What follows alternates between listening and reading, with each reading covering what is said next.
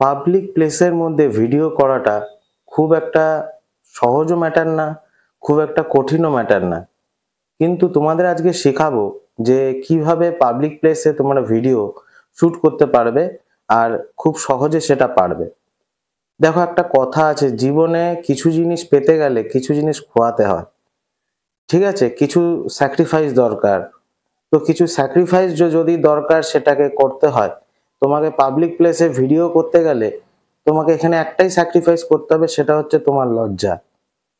তোমার লজ্জাটাকে নিজের ভিতর থেকে সরিয়ে ফেলতে হবে, তবে তুমি পাবলিক প্লেসে ভিডিও করতে পারবে। এবার ছোট ছোট জিনিস যেগুলো কথাগুলো না জানলে নয়, তোমাদের না যদি তোমরা জানো তোমাদের বুঝতে অসুবিধা হবে, সেই জন্য সে কথাগুলোকে বিস্তারিতভাবে বলবো। প্রথমত হচ্ছে, দেখো, পাবলিক প্লেসের মধ্যে ভিডিও যদি তোমাদের করতে হয়, তোমাদেরকে মনে সাহস নিয়ে ভিডিও করতে নামতে হবে। তোমাকে এটা ভাবলে চলবে না যে আমি পাবলিক প্লেসে ভিডিও করছি, আমাকে আর 5 জন কে কি বলছে।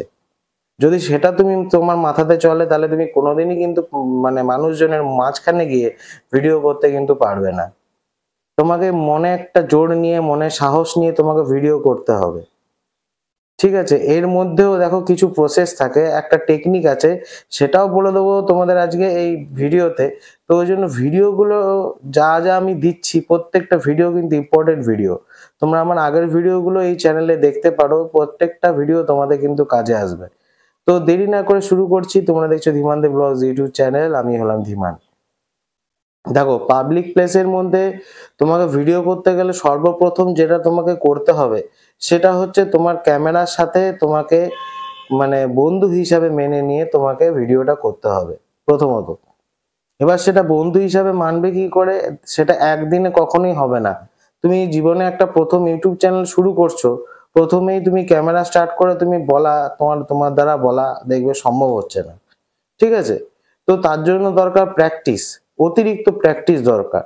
সেটা তোমাকে প্রথম প্রথম ঘরে বসে, নিজের ঘরে বসেই সেটা ক্যামেরাটাকে এরকম করে হাতে নিয়ে কথা বলে দেখতে হবে যে আমি ঠিক মতো কথা বলতে পারছি কিনা, বা আমার কথাগুলো বলাটার ধরনটা ঠিক আছে কিনা। তো সেগুলো তোমাকে আগে বুঝতে হবে, সেগুলো তোমাকে আগে স্টাডি করতে হবে, সেগুলো তোমাকে আগে শিখতে হবে। এরপর যেটা জিনিস, সেটা হচ্ছে তোমাকে মানুষজনের মাঝখানে গিয়ে তোমাকে এটা ভাবলে চলবে না যে আমি ভিডিও করছি তো আমাকে 5টা মানুষ কে কি বলছে, তার জন্য আমি লজ্জায় ভিডিওই করলাম না। অনেক এরকম ক্রিয়েটাররা দেখেছি পাবলিক প্লেসের মধ্যে ভিডিও করতে লজ্জা পায় বা ভিডিও করতে চায় না।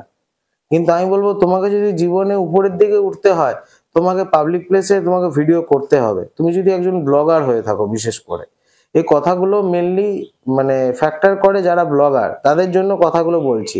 আমারও যেহেতু ব্লগের চ্যানেল, তাই তোমাদের আজকে কথাগুলো বিস্তারিতভাবে বলছি। তো মনোযোগ দিয়ে সহকারে কথাগুলো কিন্তু শোনো। এবার এবার নেক্সট যেটা জিনিস, সেটা হচ্ছে তোমাকে নির্দ্বিধায় কথা বলতে হবে। মানে মনে কোনো রকম ভয় রাখলে চলবে না যে আমি কথা বলছি কিন্তু সেই কথাগুলোর মধ্যে আড়ষ্ট ভাব আসছে, বা সে কথাগুলো আমার ঠিক বলে উঠতে পারছি না, এরকম হলে কিন্তু চলবে না। তাহলে তোমার সেই ব্লগটা কিন্তু বেকার একটা ভিডিও হয়ে যাবে, সেই ভিডিওটা কোনো কাজেই দেবে না। এই যে দেখো, আমি তোমাদের সামনে কথা বলছি, ঠিক আছে, ক্যামেরার দিকে তাকিয়েই তো কথা বলছি, কিন্তু এখানে একটা ম্যাটার আছে, আমি কিন্তু 5 জনের মাঝখানে কিন্তু কথা বলছি না। এটা তোমরা বলতে পারো আমি ঘরে বসে ভিডিওটা বানাচ্ছি তোমাদের উপকারের জন্য, কিন্তু আমি পাবলিক প্লেসেও কিন্তু ভিডিও করেছি, সেই ব্লগগুলো তোমরা আমারই চ্যানেলে কিন্তু দেখতে পারবে। তো আমি যেভাবেই হোক না কেন, একটা ক্যামেরার সামনে কথা বলা, সেটাকে বন্ধু মেনে, এটা একটা বিশাল বড় জিনিস। আর সেটা সবার দ্বারা কিন্তু হয় না। তার জন্য একটু পরিশ্রম দরকার, তার জন্য একটু মাথা ঘামানো দরকার, তার জন্য একটু শিক্ষা দরকার, তার জন্য একটুখানি কিন্তু বুদ্ধির দরকার। তো আমার কথাগুলো আশা করছি আজকে বোঝাতে পারলাম তোমাদেরকে যে পাবলিক প্লেসে ভিডিও করাটা সহজও না, কঠিনও না, কিন্তু প্র্যাকটিসের দ্বারা সেটাকে সহজ করা যায়। আর তোমাদের একটু আগে বলছিলাম যে আরেকটা তোমাদের মাধ্যম বলে দেবো আজকে, পাবলিক প্লেসে কি করে ভিডিও করবে। এইভাবেও করা যায়, যদি যদি তোমরা একদমই পারছো না পাবলিক প্লেসের মধ্যে ভিডিও করতে। সেটা কি জানো, সেটা হচ্ছে, ধরো তুমি কোনো জায়গায় যাচ্ছ, কোনো জায়গায় আসছো, কি করছো, তুমি শুধু ভিডিওগুলোকে শুট করে যাও, তোমাকে কথা বলার দরকার নেই, তুমি ভিডিওগুলোকে শুধু শুট করে দাও। শুট করে নিয়ে পরে ঘরে এসে সেই ভিডিওগুলোর ব্যাকগ্রাউন্ডে থেকে তুমি ভয়েস ওভার দিয়ে দিলে। এবার ভয়েস ওভার জিনিসটা কি, ধরো একটা ভিডিও ব্ল্যাঙ্ক আছে, মানে তাতে কোনো সাউন্ড নেই, তার উপরে তুমি সাউন্ড দিয়ে দিলে, সেটা ভয়েস ওভার করা যায়। তো এটা একটা কিন্তু বুদ্ধি আছে, এই বুদ্ধিটা তোমাদেরকে দিয়ে দিলাম। এইভাবেও কিন্তু তুমি পাবলিক প্লেসের মধ্যে ভিডিও করে কিন্তু তোমার ব্লগ রেডি করতে পারো। তো আশা করছি আজকের ভিডিওটাতে তোমাদের যা যা শেখাতে চেয়েছিলাম, বোঝাতে চেয়েছিলাম, তোমরা আশা করছি বুঝতে পেরেছো আর আমার কথার সাথে তোমরা সহমত। তো যদি ভিডিওটা ভালো লেগে থাকে, একটু যদি তোমাদের কাজে লেগে থাকে, তো চ্যানেলটাকে সাবস্ক্রাইব করে লাইক করতে কিন্তু ভুলবে না।